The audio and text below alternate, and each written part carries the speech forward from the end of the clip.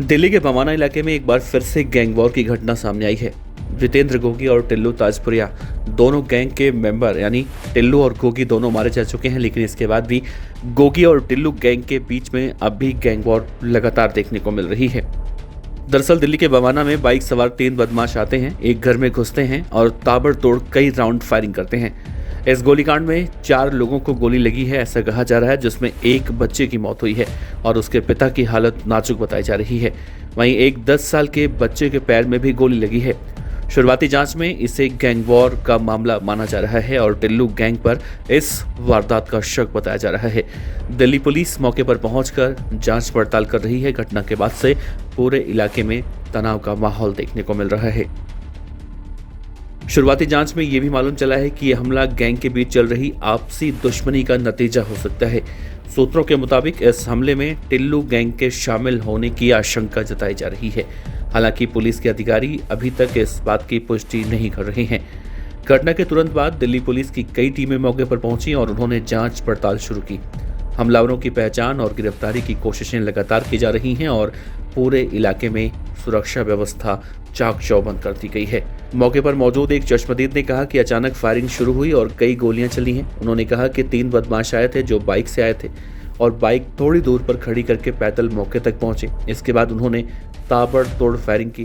पीड़ितों के एक परिवार के मुताबिक उन्हें ये साफ नहीं है कि कितने लोगों को गोली लगी है। उन्होंने कहा कि परिवार के किसी की कोई रंजिश नहीं थी। दरअसल पीड़ित युवक अपनी दुकान चलाता था, पशुपालन भी करता था और दूध बेचकर अपना जीवन यापन कर रहा था। उन्होंने कहा कि बहुत ही सीधा साधा और शरीफ लड़का था। इसके अलावा उन्होंने ये भी कहा कि पहले किसी तरह की धमकी मिलने की कोई जानकारी नहीं थी। इस मामले में मृतक रवि के चाचा ने कहा है कि उन्हें इस हमले की कोई वजह अभी समझ में नहीं आ रही है।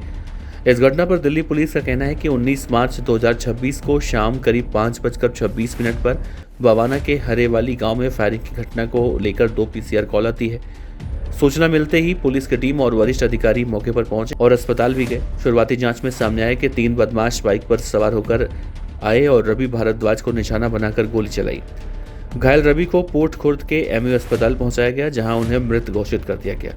इस घटना में अनिल भारद्वाज, राजकुमार और एक 8 साल का बच्चा भी घायल हुआ है। पुलिस ने मामला दर्ज किया है और सीसीटीवी के आधार पर आरोपियों की तलाश की जा रही है। वैसे आपको बता दें कि इस गोलीकांड में जिस टिल्लू और गोगी का जिक्र किया जा रहा है वो दोनों ही इस दुनिया में नहीं है। उनकी गैंग वॉर में हत्याएं हो चुकी हैं।